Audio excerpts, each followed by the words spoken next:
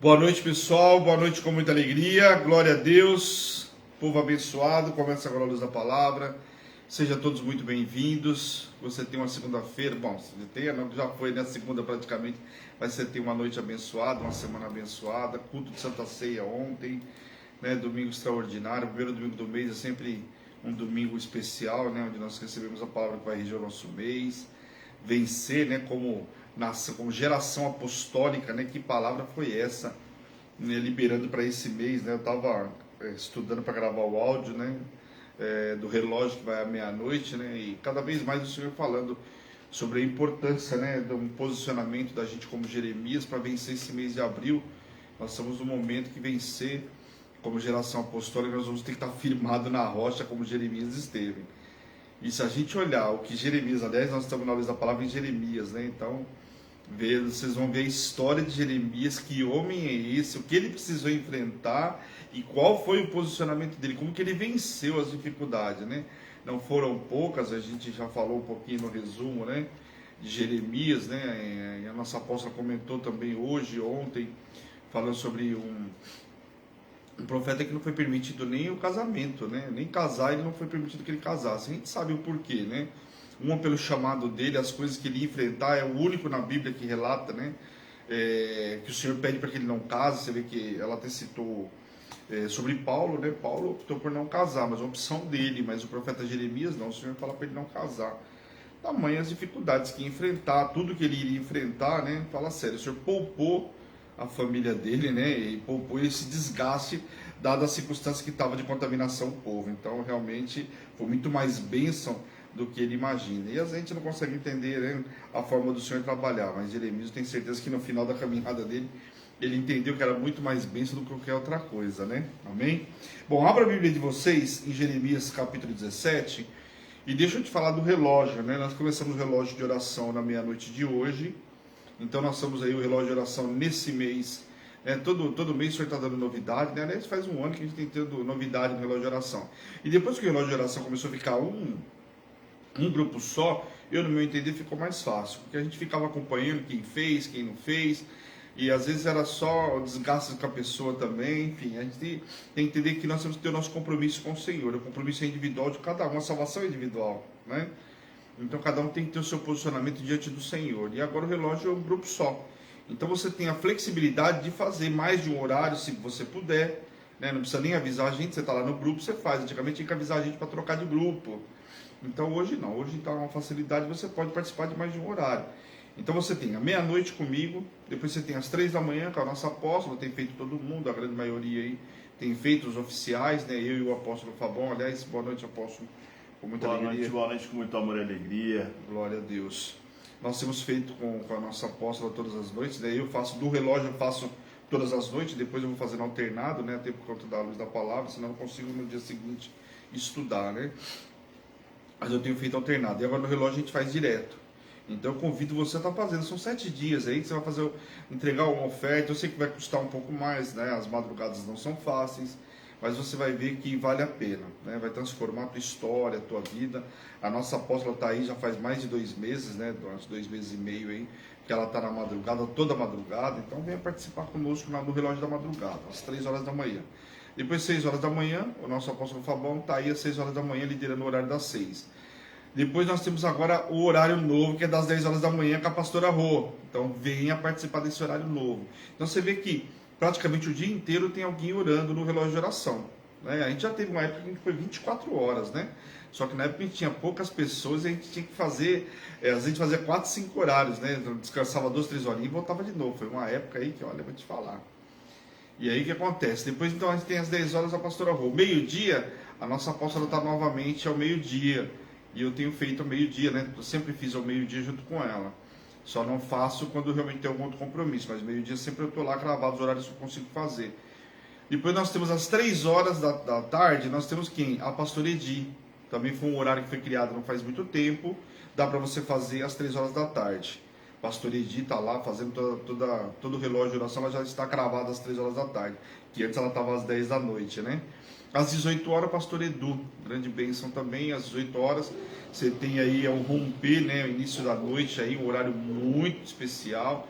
É uma pena que eu não consigo fazer todos eles por conta da luz da palavra, mas eu tenho feito, hoje fiz metade, né? Tenho sempre entrado no relógio das 18. E aí nós temos o último, que é o encerramento, às 22 horas. 22 horas encerrando o dia. O que você tem que ficar atento? Se você não fizer durante o dia, tem que lembrar que às 10 horas tem que fazer, porque depois não tem mais. À meia-noite já começa um novo dia. E às vezes o que acontece? A gente vai deixar para o último horário. Acontece o imprevisto, o que acontece? Você acaba não fazendo e perde o teu dia no relógio de oração. Então cuidado para não ser roubado, porque a gente tem que lembrar o seguinte: Satanás sabe que é a última oferta do dia que você vai entregar, certo? Então ele vai fazer de tudo para que você não entregue. Vem o sono, vem o cansaço, é uma visita que chega, é um compromisso inesperado, acontece de tudo. Então tome cuidado, não se permita ser roubado. Por quê? Porque a gente teve descuido com o relógio de oração. Então não tenha isso. Se você fizer, por exemplo, fez durante o dia, se não deve fazer à noite, você já cumpriu um horário do dia. Agora às 10 horas da noite não tem jeito. Então tomem cuidado em nome de Jesus. Quem está só no horário das 10 aí, todo cuidado, tá bom? Glória a Deus. E convida outras pessoas a participar do relógio de oração. O relógio de oração não é uma coisa só para os membros da Hebron.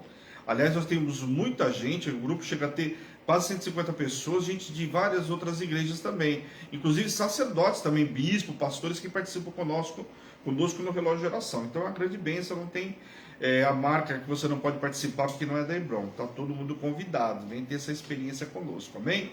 Agora, logicamente, a gente espera os membros da Hebron, mas sempre está conosco. Agora, se não vem, pode vir o pessoal, quem quiser de outras igrejas pode participar, então não deixe de divulgar, amém? Glória a Deus. Bom, recados dados. Deixa eu falar uma coisa para vocês importante. Telefone da Hebron para quem não tem ainda o WhatsApp: 11 970 13 8161, tá? Esse é o telefone da igreja. Você precisando falar conosco, seja para entregar oferta, seja para pedir pedidos de oração, você vai chamar no WhatsApp da igreja aí a gente vai falar com você. Não dá ligação, mas dá pelo WhatsApp. Precisando, a gente liga para você de outro número, tá bom? Esse telefone é só realmente para o WhatsApp, fica gravado aí no Facebook. Mas para quem está pela rádio também, aliás, pessoal da rádio, muito boa noite. Se você que não conhece o aplicativo da rádio, baixa o aplicativo da rádio aí, um aplicativo super leve, e você consegue acompanhar toda a obra da igreja, tudo que acontece na igreja passa pela rádio online. Aquilo que não que a gente faz, toda a programação passa pela rádio. O único detalhe é no YouTube, que depois que acaba, baixa a programação e nós lançamos no YouTube. O YouTube, o que é interessante? Ele lá está separado por playlist. Então, para você que precisa pegar algum material que ficou para trás, seja da Luz da Palavra, qualquer outra programação, está lá separado por título, tá? Então, você entra na playlist, você vai ver lá, Luz da Palavra, Alimento Diário das Nações, Culto da Família, Prefiro Crer, alguns propósitos específicos, Cruzada, Pérolas, tem tudo lá separadinho, tá bom? Aí você não fica de fora e não perde nada, amém? E fora que para você compartilhar também via YouTube é muito mais prático. Bom, vamos lá. Capítulo 17 de Jeremias. Foi muito interessante esse mês a gente estar em Jeremias, porque vai facilitar bastante para a gente o nosso entendimento nas ministrações que vão acontecer durante esse mês de Jeremias.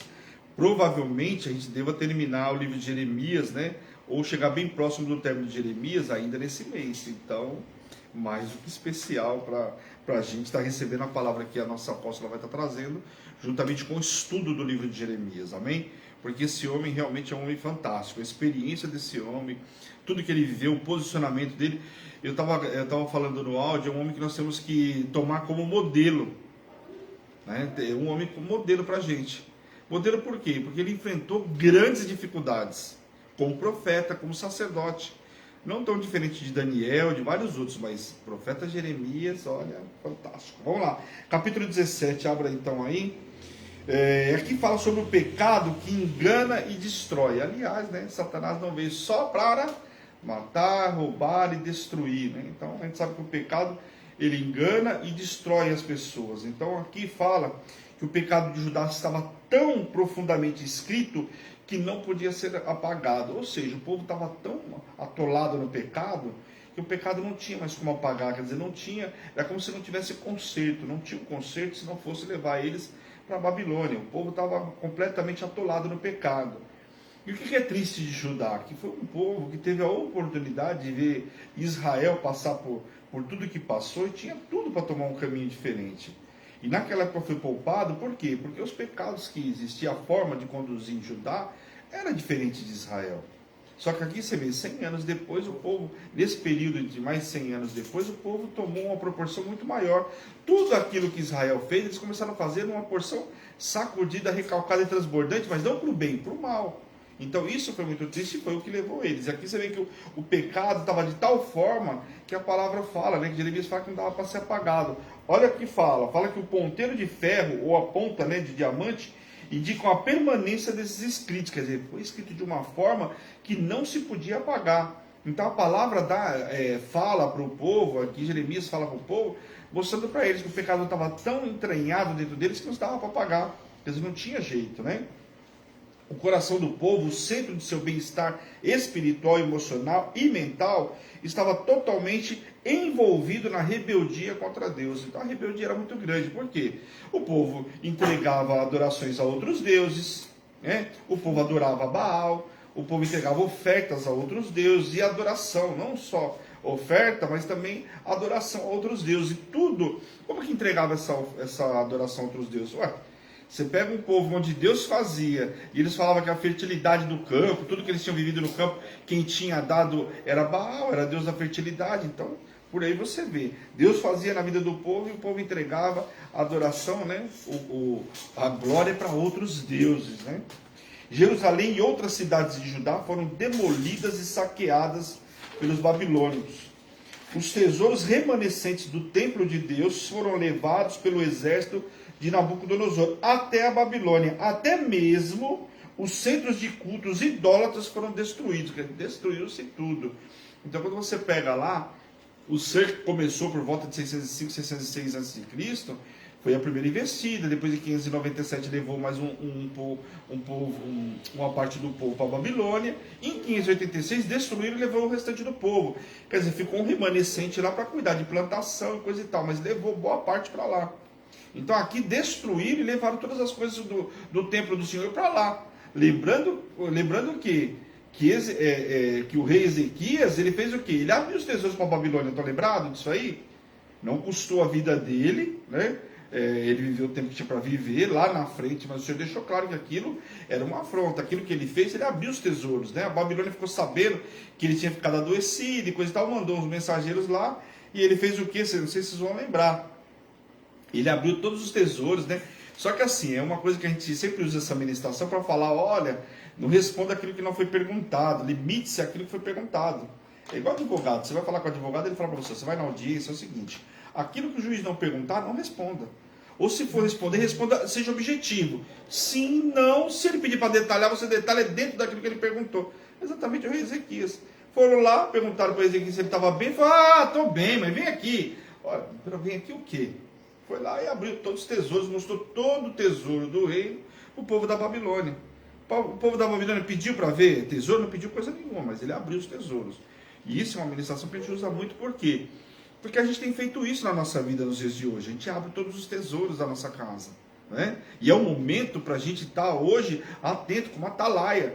Nós não podemos esquecer que nós somos chamados para ser verdadeiros atalaias. E a atalaia está sempre de sentinela. Nada é por acaso, nada é de bobeira, está sempre de sentinela. Se tem uma pessoa que eu aprendi que vive de sentinela, é a nossa apóstola. Ela está sempre de sentinela. Até quando você fala, acho que aqui não está tudo bem, tudo tranquilo, ela viu alguma coisa. Então, esse é o posicionamento que a gente tem que estar atento. E eu me espelho muito dela nesse quesito, de estar mais atento em todo lugar que eu vou. Porque às vezes a gente está atento diante de uma reunião, diante de algumas coisas, você até se prepara, mas a gente tem que estar como atalaia desde a hora que a gente levanta. Somente quem sai para trabalhar, você já vai sair para trabalhar, já vai com verdadeira atalaia, vai antenado em tudo que está acontecendo, porque às vezes está dependendo da tua intercessão, do teu posicionamento. E Jeremias, se tem um cara que intercedeu pelo povo ao ponto de chorar pelo povo, então, dá para a gente entender já um pouco aí, né? O cativeiro de Judá forneceria descanso para a terra das práticas idólatras ao povo. Então, era um descanso, porque o Senhor não ia permitir que aquela idolatria e todas as práticas que tinha em Judá permanecessem por muito tempo, né? Uma casa que Davi fez de tudo para construir, não teve oportunidade, mas deixou, né, dos seus tesouros pessoais para construir. Salomão demorou 7 anos para construir o templo, e aqui o povo fazendo o que com o templo? Tudo aquilo que Davi passou uma vida inteira lutando, não teve oportunidade de entregar pelas mãos sujas de sangue das batalhas, e aí o povo aqui profanando o templo. É muito triste. Vamos ler do 5 ao 11 aí. que diz assim: assim diz o Senhor, maldito o homem que confia no homem. Isso aqui já por si só né? Maldito o homem que confia no homem. Uns confiam em carros e cavalos e outros confiam no... Estou sozinho? Como dizer? No homem. Assim diz o Senhor, maldito o homem que confia no homem, faz da carne mortal o seu braço e aparta o seu coração do Senhor. Confia no homem, se aparta do Senhor. Quando você confia no Senhor, você não tem esse problema, mas confia no homem, você vai se apartar, evidentemente, do Senhor. Porque será como arbusto solitário no deserto, e não verá quando vier o bem. Antes, morará nos lugares secos e desertos, na terra salgada e inabitável. Bendito o homem que confia no Senhor, cuja esperança é o Senhor. Olha a diferença. Porque ele é como árvore plantada junto às águas, que estende as suas raízes para o ribeiro e não receia quando vem o calor. Quer dizer, não tem problema quando vem calor, não tem problema nenhum. Mas a sua folha fica verde, e no ano da sequidão não se perturba, nem deixa de dar fruto. E nós estamos vendo um tempo agora como um tempo de sequidão, onde todo mundo está dentro de casa. Nossa, quando a gente confia no Senhor, a gente está exatamente o que esse versículo vem de encontro com o que nós estamos vivendo no mundo hoje. Quando eu deposito a minha confiança no Senhor, pode estar sempre que foi fora, que eu digo seca financeira, restrição, como a gente tem visto no noticiário, nós estamos tranquilos, porque ainda assim vai dar frutos, frutos, e você vê um pasto verdejante, vê folha verde no lugar onde não era para ter. Por quê? Porque a confiança está no Senhor, e o Senhor é que nos sustenta. Enganoso é o coração, mais do que todas as coisas, tremendamente corrupto e enganoso, né? E desesperadamente corrupto, e quem o conhecerá?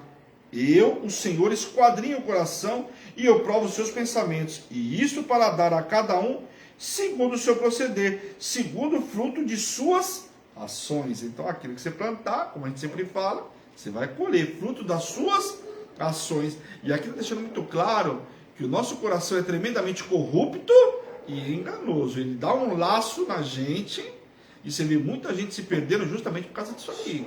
As pessoas esquecem. E isso daqui tem sido laço e afastado muita gente do caminho do Senhor, viu? Como a perdiz que choca os ovos que não pôs, assim é aquele que ajunta riquezas, mas não retamente. No meio de seus dias as deixarás, e no seu fim será insensato. Quer dizer, juntou, no final serviu de nada, né? Deus deixa claro aqui que o destino de quem confia no homem, evidentemente. O coração enganoso também pode ser traduzido como um coração incurável, não tem o que fazer. Ou desesperadamente doente. Quer dizer, por mais que você faça, está doente, precisa ser tratado. E isso, às vezes, a gente vê quando precisa pegar uma pessoa e ter um tratamento de choque. Por quê? O coração está enganando, a pessoa acha que está no caminho certo e não está no caminho certo. Quando o profeta ou o sacerdote vai falar, a pessoa não aceita, porque não consegue ver, porque está tão entranhado dentro da pessoa que a pessoa não consegue ver. O profeta Jeremias falou algo que não era novidade para ninguém, mas o povo não conseguia ver. Por quê? Estava tão entranhado dentro deles que aonde existia pecado, eles não viam como pecado. Tem aquela velha história, né? Você vai fazendo aquilo, vai sendo tão rotina da tua vida, que é igual a história do mentiroso, passa a acreditar na tua mentira. Então já não é mais uma mentira. Você acredita de tal forma que a tua mentira passa a ser uma verdade. É muito sério isso. Esta passagem revela a verdade de que um homem espiritual não deve se mover de acordo com os seus sentimentos, mas de acordo com o que crê, de acordo com as verdades do Evangelho de Cristo. Então não é de acordo com o que eu vejo, mas de acordo com o que eu creio. É assim que nós andamos, né? Sou Tomé que só vou andar por aquilo que eu vejo. E é uma coisa que nós temos que aprender, né? A gente quer muito andar sempre por aquilo que a gente vê. E não é assim que nós devemos nos posicionar, né?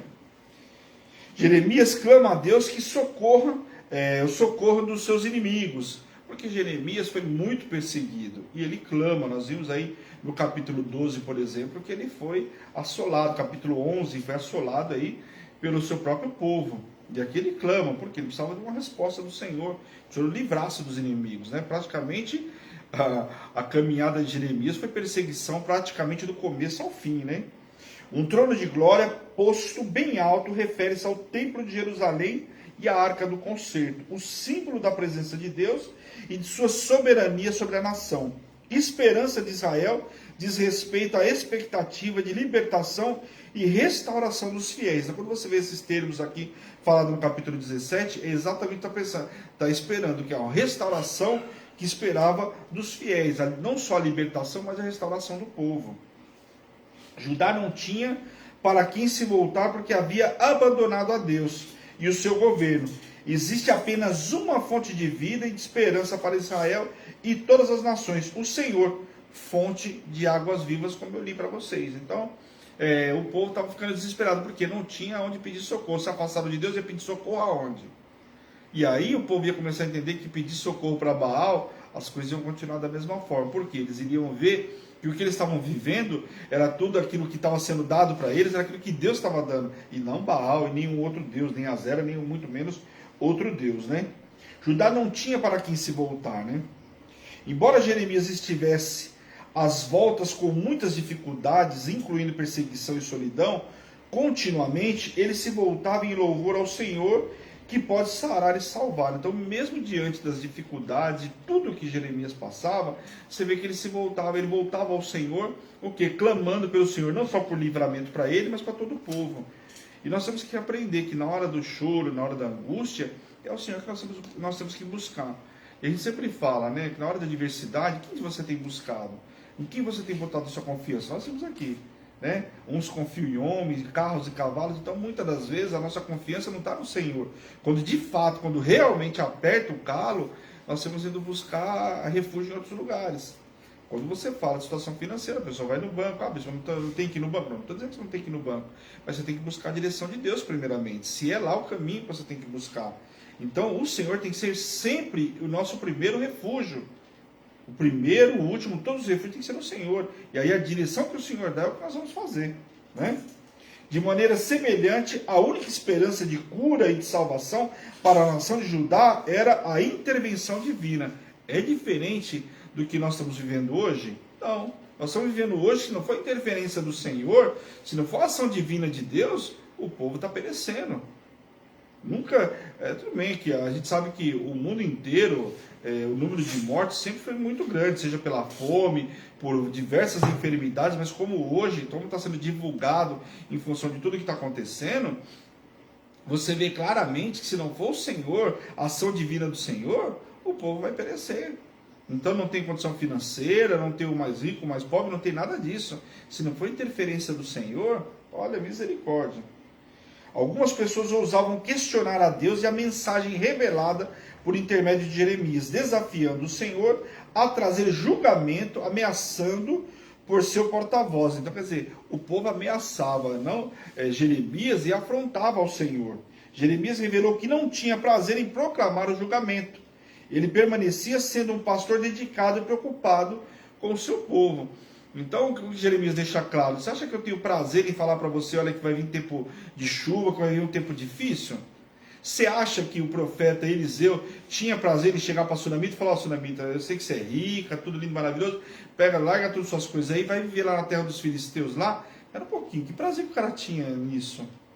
Era diferente. O falso profeta, o prazer dele é o quê? É falar mentira. Só que a mentira para você, o que acontece? Aquele que está recebendo está feliz, porque está falando aquilo que você quer ouvir. Só que o falso profeta está se alegrando o quê? Com a desgraça, porque está profetizando algo que não é verdadeiro, que não saiu do altar do Senhor. E aqui Jeremias deixa muito claro que ele não estava feliz em falar aquilo, mas ele estava falando aquilo que o povo precisava ouvir, aquilo que era verdade. Jeremias foi chamado, o Senhor deixa muito claro para ele, quando ele fala, eu sou uma criança, não é criança coisa nenhuma, abre a boca, eu vou te encher, você vai falar o que eu estou mandando e pronto, acabou. Essa era a realidade. Né? Ele permanecia. Jeremias desafiando ele revelou que não tinha prazer em proclamar o julgamento, ele permanecia sendo um pastor dedicado e preocupado com o povo. Jeremias pediu que seus perseguidores ficassem envergonhados, quer dizer, pediu, né? Envergonhados e assombrados, desonrados e desmoralizados. Ele clama ao Senhor, porque não era fácil profetizar e ver um turbilhão, um monte de gente ali, querendo ver Jeremias pelas costas, né?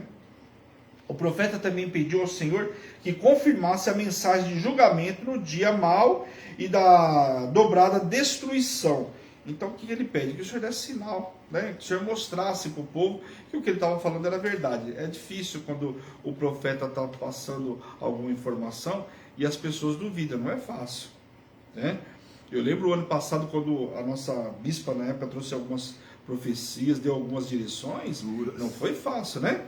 Foi difícil, muita gente olhou torto, achou que, né, talvez ela estivesse exagerando demais, parecia naquele momento, né? Só aí você vê a diferença, aquele que tem realmente um caminhar com o Senhor e aquele que não tem. Era muito mais fácil ela chegar aqui e falar, olha povo amado, olha o profeta, né? Povo amado, fica tranquilo, uma leve, momentânea tribulação que está passando aí, daqui a pouco está todo mundo tranquilo. Foi o que aconteceu? Não, não foi o que aconteceu. Só que a palavra que ela trouxe naquela época sobre o fogo de Samaria, sobre tudo que viria, para muita gente parecia um absurdo. E a gente vê o que nós estamos vivendo hoje. Não condizia com o que a gente estava vivendo, né? Até então. Ó, perto do que ela falou lá atrás e o que nós estamos vivendo hoje, olha a situação. Quanto que foi? Né? Então, olha o tamanho, né? Então, é muito difícil para o profeta. E aqui para Jeremias não foi diferente. Então ele pede o quê? Para que o Senhor justificasse, o Senhor mostrasse para o povo, né? Era como falar para Geazi, olha, tira as camisolas de Geazi, deixa Geazi ver quantos soldados tem com a gente, que é muito maior do que o inimigo, né? Mas nem sempre é da forma que a gente gostaria, né? O Senhor tem a forma dele de trabalhar. Vamos lá. Santificação do sábado. Vamos ler do 19 até o 22. Assim me disse o Senhor, vai, põe-te à porta dos filhos do povo, pela qual entram e saem os reis de Judá, como também a todas as portas de Jerusalém, e diz-lhes, ouvi a palavra do Senhor, vós, reis de Judá, e todo Judá, e todos os moradores de Jerusalém, que entrares por essas portas. Assim diz o Senhor, guardai-vos por amor da vossa alma, não carregueis cargas no dia de sábado, nem as introduzais pelas portas de Jerusalém. Não tireis carga de vossa causa no dia do sábado, nem façais obra alguma, antes santificai o dia de sábado, como ordenei a vossos pais. Aqui o que acontece? Você vê, estavam se perdendo de tal forma, que era como hoje, o povo não guardar o domingo. Ah, domingo é dia do Senhor. Ah, dia do Senhor nada, vamos fazer todas as outras coisas. E ali o que acontece? O povo estava fazendo comércio no dia, que era um dia santificado. O Senhor não tinha dado colheita para aquele povo, não tinha dado mantimento, não tinha dado chuva, tinha dado tudo para o povo. Tinha que fazer, pegar o dia do Senhor, que era o sábado, e fazer para outras coisas, quer dizer, continuar em tudo aqui, não tinha. Se o povo, quando estava no deserto, o maná caía do céu, até isso, na sexta-feira, o maná que o Senhor dava, não embrorava, dava para servir para o sábado, para o camarada poder ter um tempo do Senhor. Você acha que hoje é diferente? Eu acho que não é. O Senhor dá o maná para que você possa guardar o dia dele. Agora, muitas vezes, o que acontece? Nós não queremos guardar, e a ganância, né, a idolatria a Deus Mamon, a Deus do dinheiro, tem nos impedido de guardar o dia do Senhor. Essa é a diferença. Tem muita gente que, mas eu trabalho de domingo. Tem gente que trabalha de domingo, mas tem gente que não trabalha de domingo, faz de tudo para trabalhar de domingo, né, para não guardar o dia do Senhor. E quando tem oportunidade de guardar um dia para o Senhor, eu trabalho de domingo, então na segunda-feira eu tenho foco, segunda-feira eu vou me dedicar ao Senhor. Também não faz. Então isso é muito sério.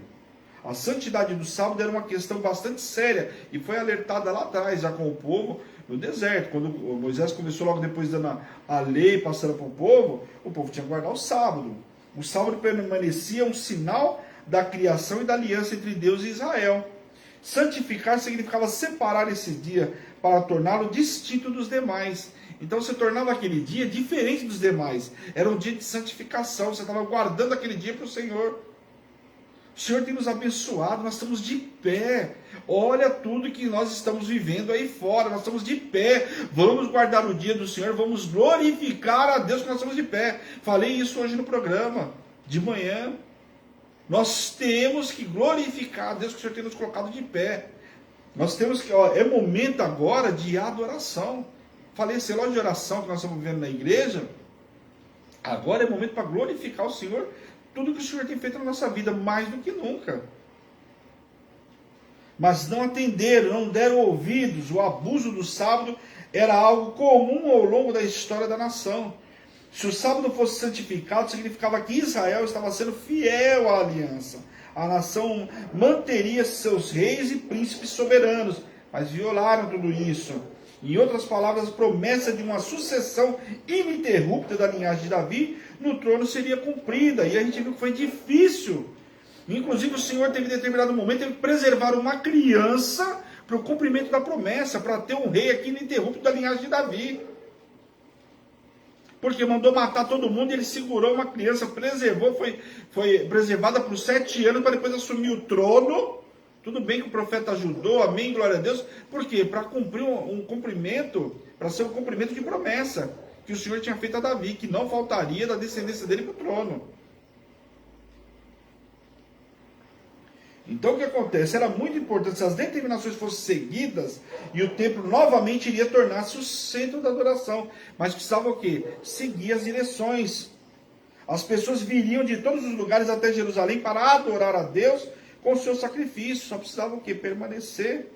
A consequência da desobediência seria a destruição total da cidade. Se as determinações não fossem seguidas, o Senhor da Aliança traria um fogo destruidor contra as cidades e contra os seus palácios. E foi o que aconteceu. Amém? Capítulo 18. O vaso do oleiro. Essa passagem é uma passagem que aqui na Hebrão o povo tem história. O ano passado aí, né, o nosso apóstolo, tem então o bispo Fabão aí, desceu a casa do oleiro, não queria voltar, né? Queria ficar lá, vocês aí. Só de lembrar nessa passagem aí, misericórdia. A palavra do Senhor que veio a Jeremias dizendo: dispõe-te, desce à casa do oleiro, e lá ouvirás as minhas palavras. Desci à casa do oleiro, e eis que ele estava entregue à sua obra sobre as rodas. Como o vaso que o oleiro fazia de barro, se lhe estragou na mão, tornou a fazer dele outro vaso, segundo bem lhe pareceu. Então veio a minha palavra do Senhor: não podereis eu fazer de vós como fez o oleiro à casa de Israel? Diz o Senhor: eis que como o barro na mão do oleiro, assim sois vós na mão, ó casa de Israel. Então o que o Senhor está mostrando para Jeremias? Se Jeremias pensava em desistir, olha, Senhor, o negócio, a tarefa que o Senhor me deu é muito dura, o povo já serviço dura, eu cansei.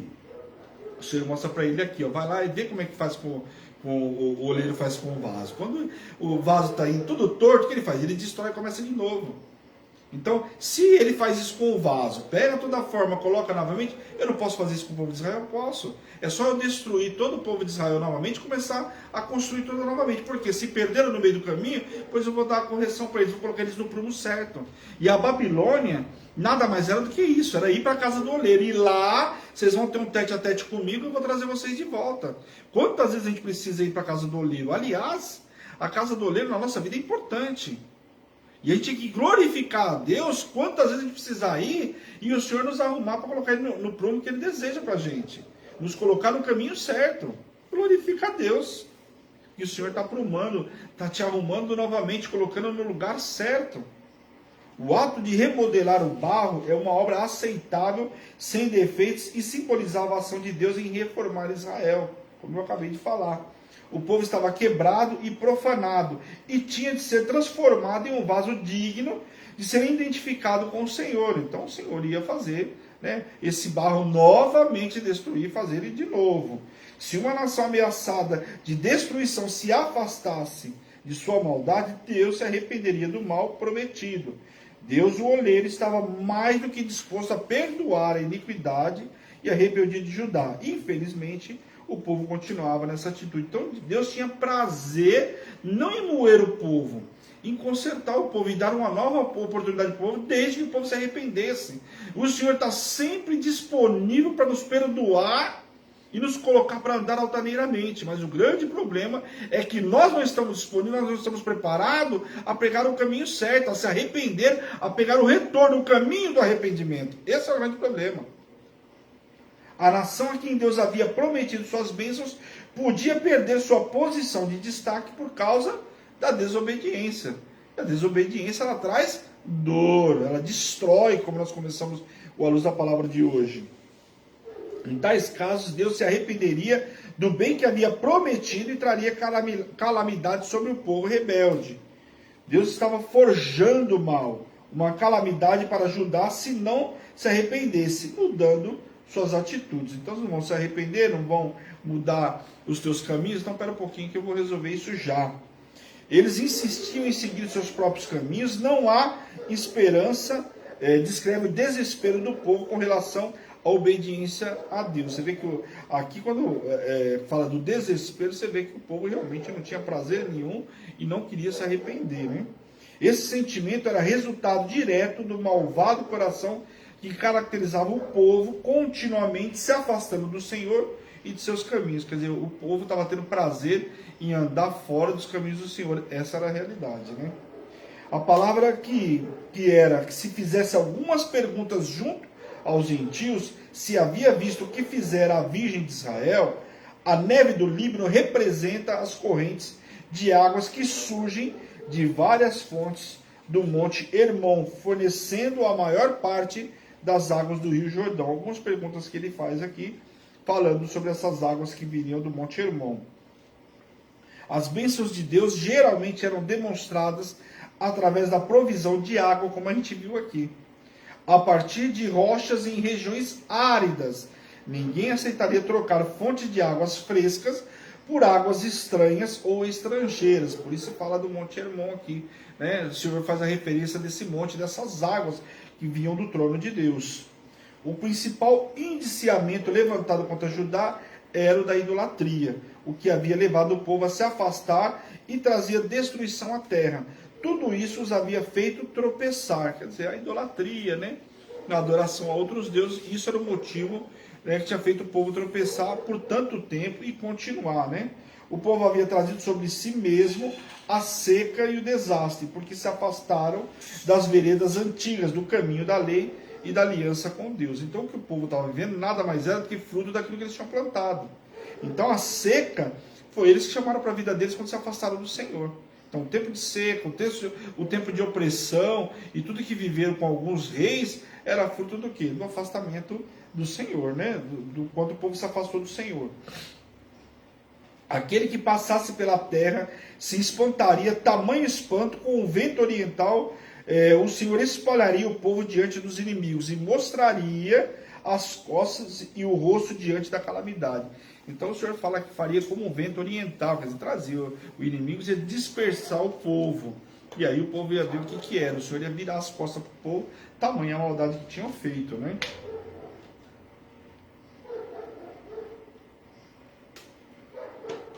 O profeta ora contra os seus inimigos. Vamos ler do 18 até o 20 aí. Que diz assim: Então disseram: vinde e forjamos projetos contra Jeremias, porquanto não há de faltar a lei ao sacerdote, nem o conselho ao sábio, nem a palavra do profeta. Vinde, firá-lo com a língua, e não atendamos a nenhuma das suas palavras. Olha para mim, Senhor, e ouve a voz dos que contendem comigo.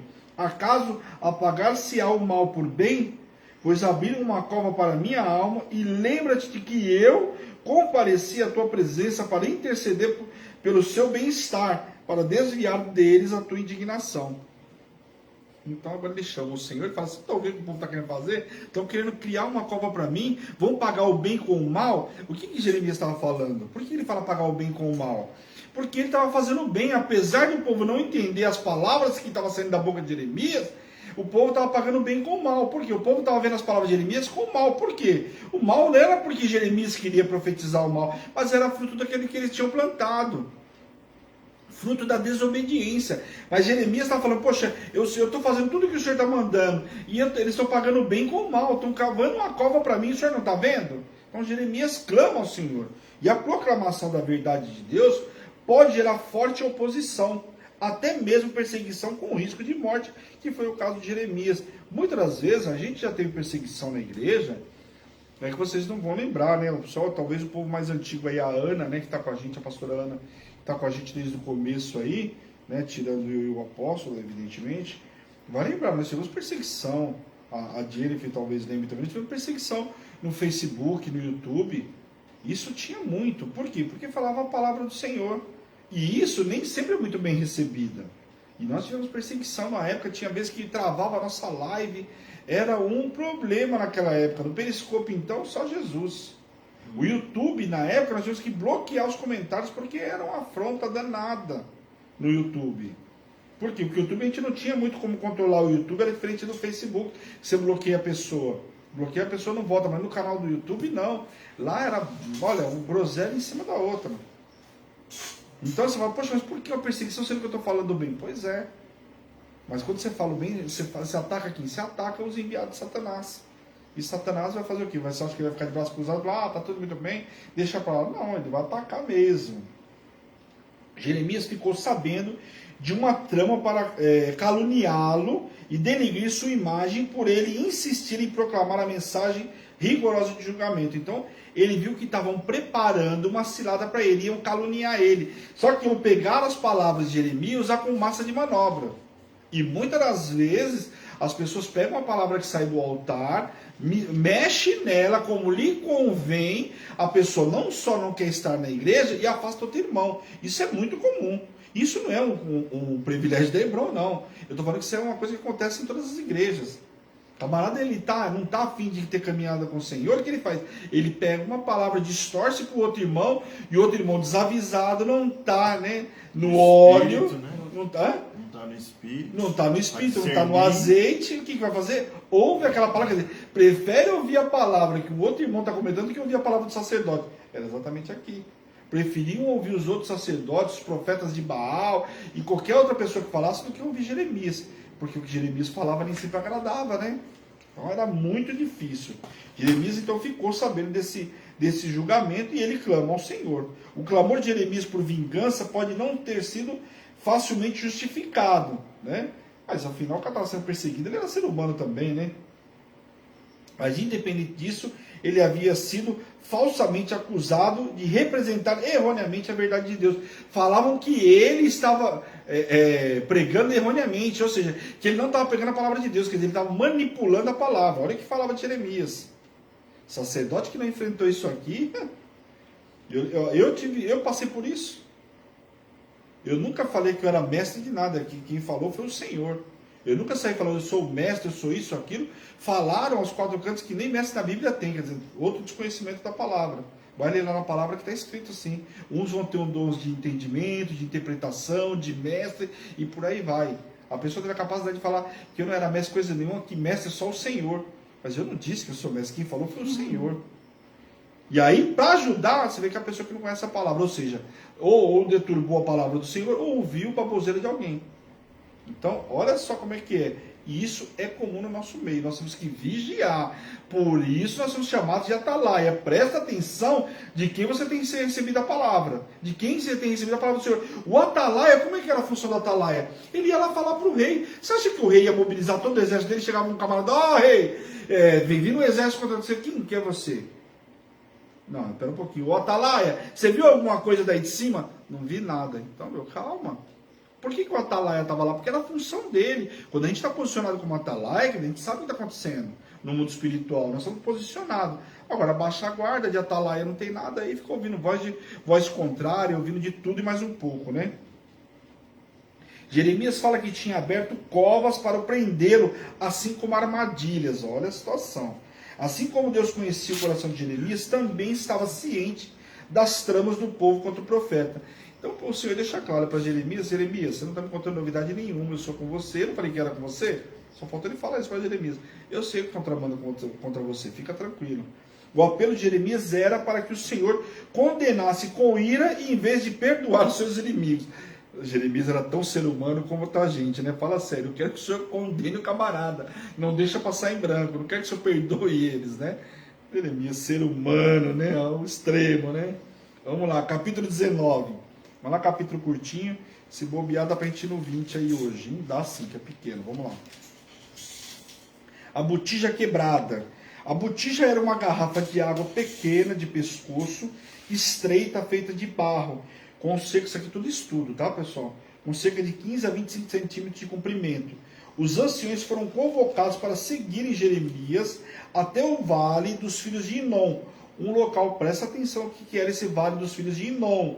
A gente vê muitas ministrações, eu falo muito sobre isso também.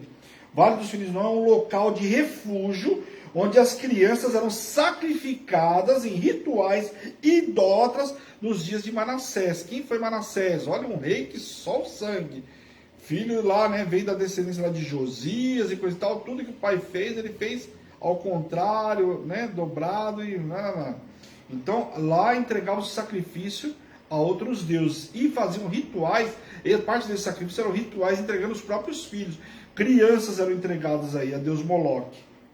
A Porta do Sol, como fala aqui, dava acesso ao vale pela porção sul da cidade, desde os dias da expansão de Ezequias.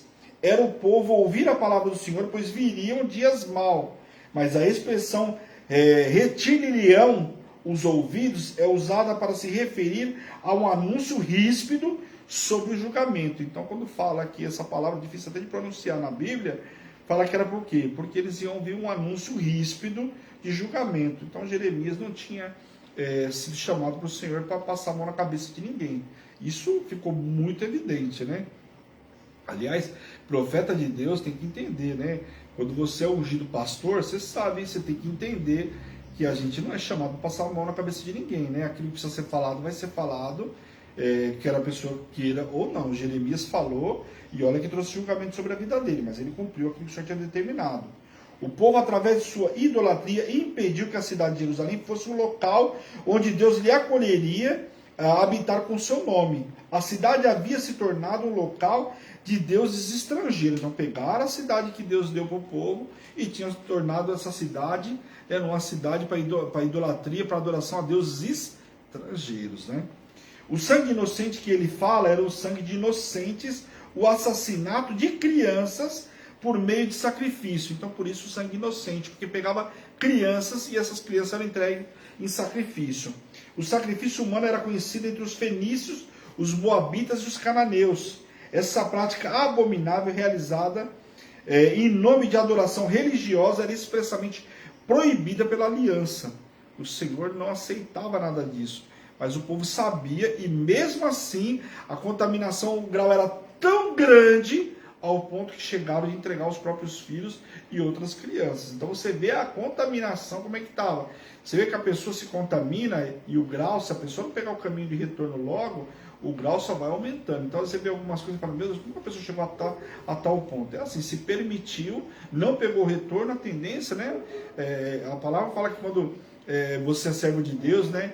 E Satanás entra enquanto a casa limpa e ornamentada, ela habilita mais 7 demônios, quer dizer, vem muito mais força, e é o que a gente vê acontecer com o povo. E o povo aqui conhecia a palavra do Senhor, se permitiu, né? A Babilônia era um agente que iria dissipar ou anular o conselho dos anciões que recusaram a mensagem do Senhor transmitida por Jeremias e permaneceram na idolatria. Então o Senhor ia usar a Babilônia para justificar não só Jeremias, mas a palavra que o Senhor tinha determinado. A profanação dos cadáveres, permitindo que aves e animais selvagens consumissem os corpos, era considerado profanação derradeira entre os povos do Oriente Próximo Antigo. Então não podia deixar lá o cadáver numa vala para ser consumido por animais, né? Aquilo era proibido, né? Então não se permitia nada disso.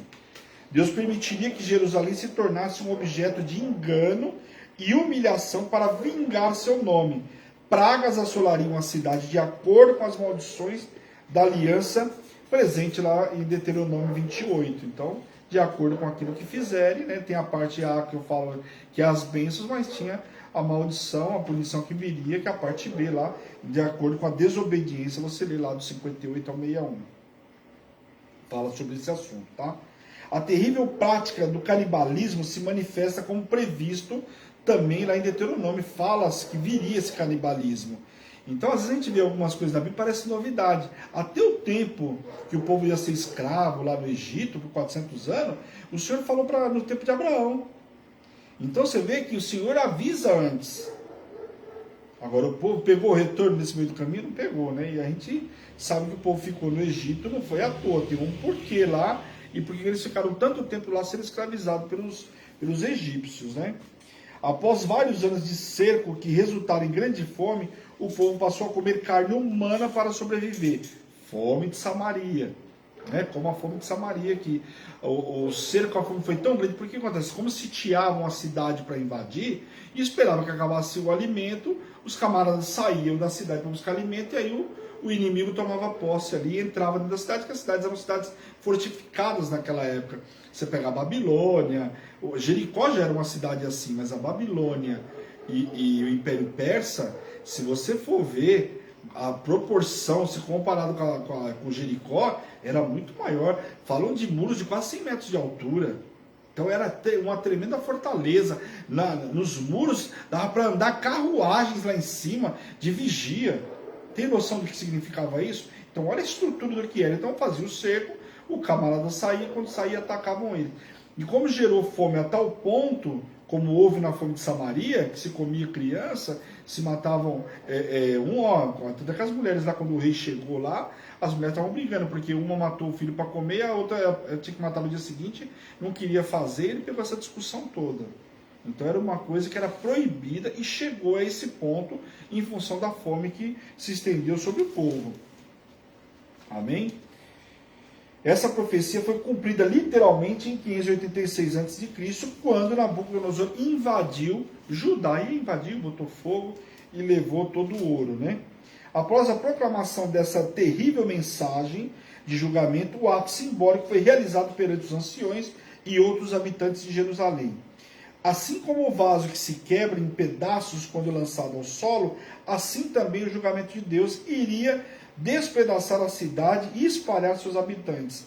A restauração seria impossível. O número de cadáveres seria muito maior do que o número de sepulturas. Então você imagina o que era esse julgamento naquela época, né? Assim como os moradores de Jerusalém tinham feito o vale do filho de Inom, um local de morte, o Senhor transformaria toda a cidade de Jerusalém em um local de morte. Ah, vocês fizeram um local lá para matar criança, para entregar adoração a Deus Moloque? Então tá bom, agora eu vou fazer um vale de morte aí em Jerusalém para vocês verem. Então uma coisa que eu ministrei muito para vocês esses dias, falando que o povo achava que porque tinha um templo lá não ia acontecer nada, e a maior prova estava ali. Então o povo que achava que estava protegido, que estava em Jerusalém, tinha o templo e coisa e tal, pois o Senhor ali fez um vale de morte e matou-se muitos, porque também tinham feito vale de morte e pegado que sangue inocente, que era o sangue de crianças, né? Então muito sério isso aí. Vamos deixar o capítulo, falta 4 minutos aí, eu não vou deixar na quarta-feira, a gente vê capítulo 20 em diante, tá bom? A gente viu 3 capítulos aí, vamos na média que dá, né? Glória a Deus.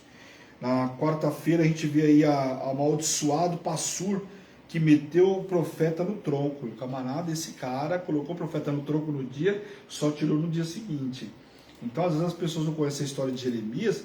A história de Jeremias aqui é o primeiro.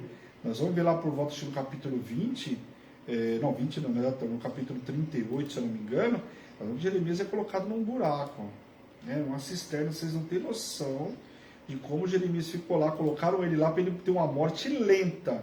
A justificativa é que as prisões estavam cheias e coisa e tal, e colocaram, desceram ele para uma cisterna, só para vocês terem uma ideia. Então o profeta, olha o que esse profeta enfrentou ao longo da sua caminhada. Isso aqui é um aperitivo. E vocês vão ver que colocaram ele no tronco aqui, vocês vão ver que também não era um tronco comum, deixa o cara amarradinho lá, de boazinha assim, não, tem toda uma história. Aí na quarta-feira você vem que eu vou te contar como é que foi isso aí. Que era de uma forma para causar uma dor maior em Jeremias.